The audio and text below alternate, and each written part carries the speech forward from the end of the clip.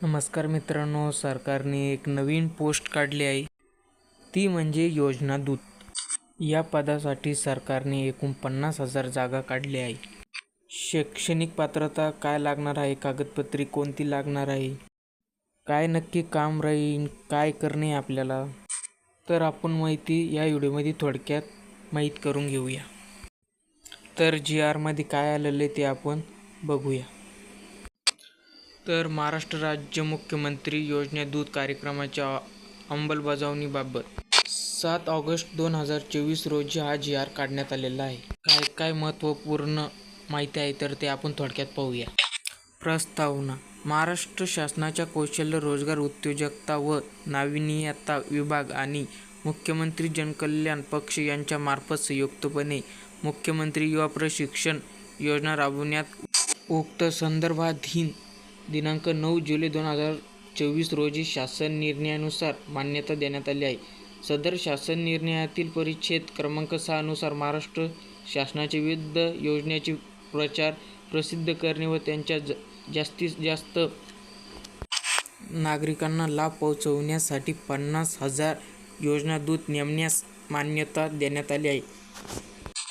तर हा GR 9 जुलै 2000 रोजी आलेला आहे. तर यामध्ये 50,000 जागा निघालेल्या आहे. तर पुढील माहिती. तर शासन निर्णय काय आहे ते आपण बघू. महाराष्ट्र शासनाच्या विविध योजनांची प्रचार प्रसिद्ध करणे व त्यांच्या जास्तीत जास्त नागरिकांना लाभ मिळवण्याच्या दृष्टीने त्यांना सहाय्य करण्यासाठी 50,000 योजना दूत निवडण्यासाठी सन 2024-25 ह्या आर्थिक वर्षापासून मुख्यमंत्री योजना दूत कार्यक्रम सुरू करण्यास या मान्यता देण्यात येत आहे.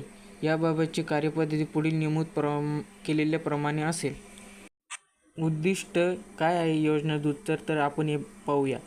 महाराष्ट्र शासनाच्या विविध योजनांची प्रचार प्रसिद्ध करणे व त्यांचा लाभ जास्तीत जास्त नागरिकांपर्यंत पोहोचवण्याकरिता मुख्यमंत्री योजना दूत थेट ग्रामस्तरापर्यंत नेमणे. तर कार्यक्रमाची ठळक रूपरेषा आपण पाहूया. तर नंबर 1. महाराष्ट्र शासनाच्या माहिती व जनसंपर्क महासंचालनालय आणि मुख्यमंत्री जनकल्याण कक्ष यांच्या मार्फत संयुक्त मुख्यमंत्री योजना दूत कार्यक्रम राबवला जाणार आहे. राज्यात कार्यकर्ता प्रशिक्षण यंत्रणेला मदत करण्याकरिता मुख्यमंत्री योजना दूत नेमली जात आहे. नंबर 2. ग्रामीण भागात प्रत्येक ग्रामपंचायतसाठी म्हणजे एका ग्रामपंचायतसाठी एक व शहरी भागात 5,000 लोकांसाठी म्हणजे 5,000 लोकांसाठी एक योजना दूत ह्याप्रमाणे एकूण 50,000 योजना दूतांची निवड करण्यात येईल. तर आपल्या ग्रामपंचायतसाठी एक माणूस राहील आणि शहराभागात लोकसंख्या जास्त असल्यामुळे 5,000 लोकांमागे एक योजना दूत राहील. तर नंबर 3. मुख्यमंत्री योजना दूतास प्रत्येकी 10,000 रुपये प्रति महिना एवढा ठोक मानधन देण्यात येईल. प्रवास खर्च सर्व भत्ते समावेश राहील. याच्यात समजा 10,000 रुपये तुम्हाला प्रति महिना देण्यात येईल आणि यामध्ये प्रवास खर्च हे तुमच्याकडेच राहील. त्या आपल्याला वरून पैसे भेटणार ते काय ते या 10,000तच आपल्याला करणे आहे. तर नंबर 4. निवड झालेले मुख्यमंत्री योजना दूतासोबत 6 महिन्याचा करार केला जाईल व हा करार कोणत्याही परिस्थितीत वाढविण्यात येणार नाही. 6 महिन्याच्या वर तुम्हाला ही आपली योजना बंद होईल, तुम्हाला काढून टाकीन जॉबवरून. तर मुख्यमंत्री योजना दूताच्या निवडीसाठी पात्रतेची निष्कर्ष.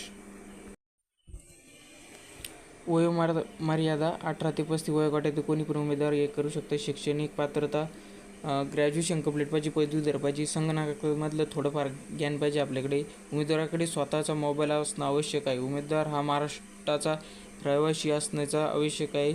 उमेदवार आधार कार्ड असावे, त्याचे नाव आधार कार्ड बँकेशी कनेक्ट असणे हे पण गरजेचं आहे, कारण तुमच्या पेमेंट करताना त्याला काही अडचण नाही येऊ ह्यासाठी बँकला आधार लिंक असणं आवश्यक आहे. नंबर 4. योजना दूत निवडीसाठी उमेदवाराने सादर करावी हे कागदपत्रे.